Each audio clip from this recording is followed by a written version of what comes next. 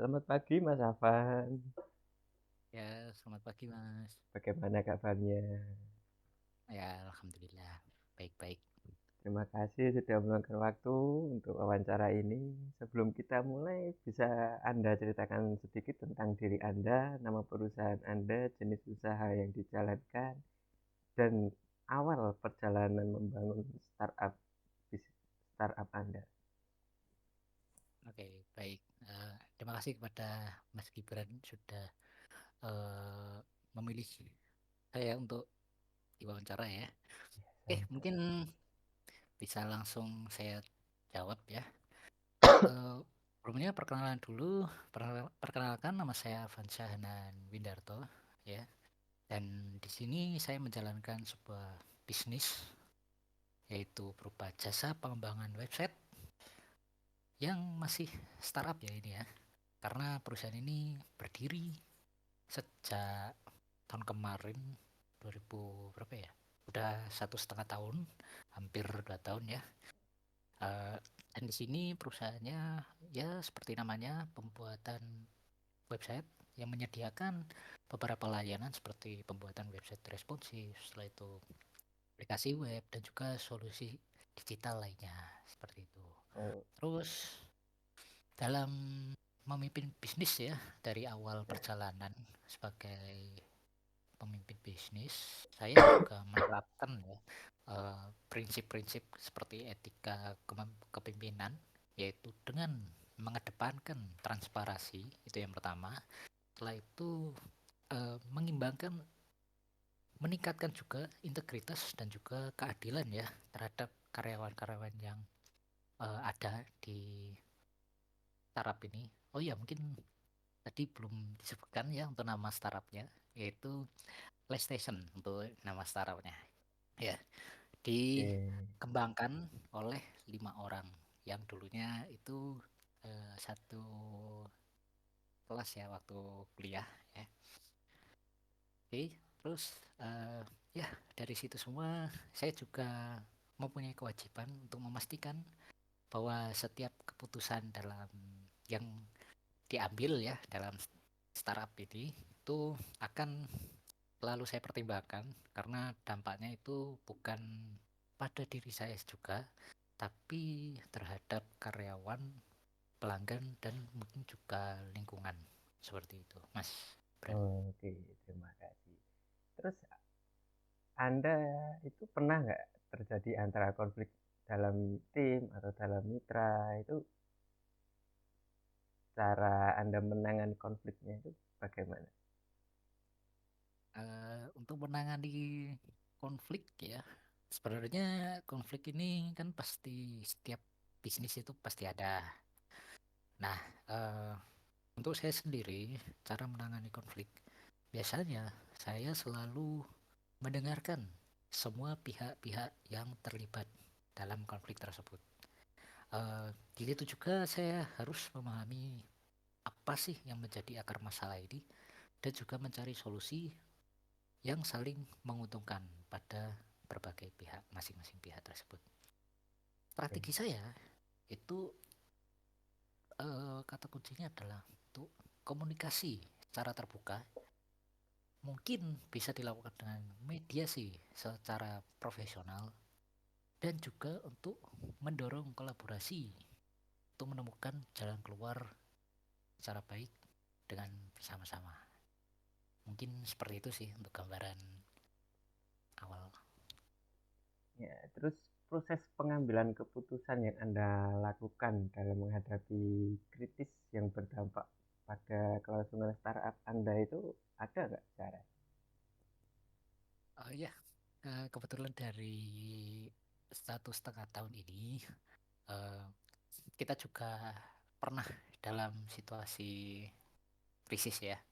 Nah, dalam situasi ini saya menggunakan pendekatan secara analitis dengan mengumpulkan data, melibatkan juga tim-tim ahli, dan mempertimbangkan bagaimana sih skenario yang baik untuk kedepannya.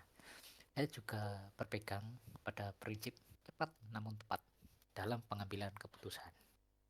Eh, dengan mempertimbangkan visi jangka panjang perusahaan tersebut.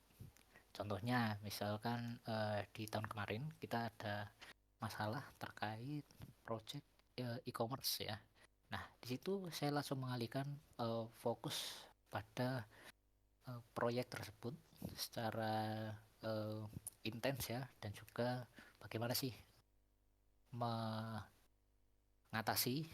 baik dari secara layanannya ataupun secara digital marketing. Seperti itu. Oh, terus bagaimana Anda memastikan koordinasi yang efektif dalam organisasi untuk mencapai tujuan startup yang telah ditetapkan? Untuk koordinasi yang efektif ya dalam pengerjaan sebuah tim, mungkin itu kita melakukan pemanfaatan teknologi seperti software, banyak ya sekarang software SaaS atau software as a service, seperti untuk digunakan manajemen proyek, rapat mingguan, dan juga terdapat dashboard KPI atau Key Performance Index. Saya juga mendorong budaya kerja yang kolaboratif dengan memberikan panduan yang jelas dan memastikan setiap tim memahami peran mereka dalam mencapai tujuan bisnis. Seperti itu, Mas. Oke. Lalu selanjutnya, bentuk laporan pertanggungjawaban yang Anda gunakan untuk memantau kinerja tim itu bagaimana? Untuk laporan pertanggungjawaban ya terkait dengan kinerja tim, kita menggunakan sistem laporan triwulanan ya, yang mencakup beberapa aspek seperti keuangan, operasional, setelah itu kepuasan pelanggan apabila ada. Nah, laporan ini disampaikan dalam bentuk presentasi kepada pemegang saham ataupun tim manajemen, serta nantinya akan dievaluasi kinerja berdasarkan target yang telah ditetapkan. Seperti itu. Lalu Mas, ada nggak sih bentuk reward yang Mas sendiri berikan kepada karyawan Mas? Lalu untuk meningkatkan motivasi mereka secara produktivitas dan sebagainya itu ada nggak? Oke, terkait reward sebenarnya ada ya, terkait reward ini. Kami juga memiliki reward yang cukup memadai, seperti bonus sesuai dengan kinerjanya. Setelah itu nanti ada penghargaan setiap tahunnya, terus ada pelatihan profesional.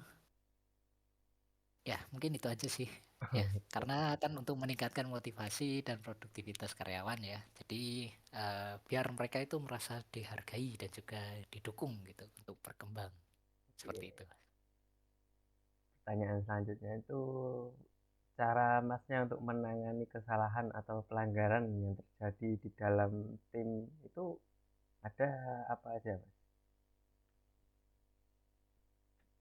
Untuk kesalahan ya ataupun pelanggaran yang ada, sebenarnya kita eh, melakukan dengan pendekatan korektif ya, bukan hanya hukuman saja jadinya. Jadi misal saya lebih fokus untuk mencari solusi agar kesalahan tersebut tidak terulang. Jadi seperti memberikan pelatihan tambahan, terus kita curhat gitu, misalkan nanti ada sesi curhat setiap minggunya. Tapi kalau untuk pelanggaran yang serius ya, kami memiliki sistem punishment yang tegas ya, seperti peringatan tertulis atau mungkin sampai paling berat itu adalah pemutusan kontrak. Hal ini juga eh, digunakan untuk membantu menjaga disiplin tanpa merusak semangat tim-tim yang ada. Seperti itu. Oke. Selanjutnya ada bagaimana Anda menciptakan visi dan misi yang mampu menginspirasi tim untuk bekerja sama mencapai tujuan bisnis. Sebenarnya untuk menciptakan visi ya, visi dan misi itu mungkin dari visi dulu. Visi kami kan dari awal adalah untuk menjadi mitra digital yang terpercaya yang dapat membantu bisnis berkembang di era teknologi ini. misi itu juga bisa diartikan ya dalam nilai-nilai seperti inovasi, setelah itu kolaborasi dan keberlanjutan. Dengan terus mengkomunikasikan visi dan misi ini, saya rasa tim akan merasa terinspirasi untuk memberikan kontribusi yang terbaik. Seperti itu, Mas. Terus apa pelajaran terbesar yang didapatkan dari kegagalan dalam berbisnis? Lalu bagaimana Masnya menghadapi hal tersebut untuk mempengaruhi gaya kepemimpinan Masnya? Oke, baik. Untuk kegagalan kita juga ada dan pasti ada dari setiap bisnis. Nah, saya akan menceritakan salah satu kegagalan terbesar kami, menurut kami adalah kehilangan klien besar karena kurangnya komunikasi. Nah, dari pengalaman ini saya juga belajar untuk lebih fokus pada membangun hubungan yang kuat dengan klien tersebut. Hal ini juga mengubah saya eh, dalam memimpin untuk menjadi lebih inklusif dan berorientasi pada hubungan. Seperti itu. Oke. Lalu Masnya ada saran nggak buat mahasiswa atau mahasiswi yang ingin memulai bisnis khususnya dalam mengembangkan spiritual quotient atau membangun kepemimpinan yang berkelanjutan? Eh, ya, mungkin untuk saran saya yang ingin memulai bisnis, yang pertama mungkin ya terkait apa tadi spiritual quotient tadi itu eh, ya dengan cara selalu bersyukur. Setelah itu mungkin bisa menjaga integritas terhadap hubungan. Terus fokus dan jangan menyerah itu bekerja tapi dengan tujuan yang lebih besar daripada sekedar hanya keuntungan belaka. Bangun kepemimpinan juga yang berkelanjutan. Oke. Setelah itu jangan lupa menghormati orang lain, itu juga perlu. Dan ya mungkin jangan takut gagal. Karena kan kita lihat di sekarang kan banyak mahasiswa-mahasiswa yang takut gagal memulai bisnis ya. Jadi mulailah dari hal yang kecil gitu dan jangan ragu untuk mengambil resiko yang besar. Ya mungkin segitu sih. Terima kasih Mas Afan atas waktunya. Terima kasih untuk wawancara ini. Mungkin cukup sampai di sini saja. Jika Ya, ada kesalahan mohon dimaklumi. Ya udah Mas Afan, terima kasih. ya baik. Terima kasih juga Mas Gibran. Wis, wis, wis.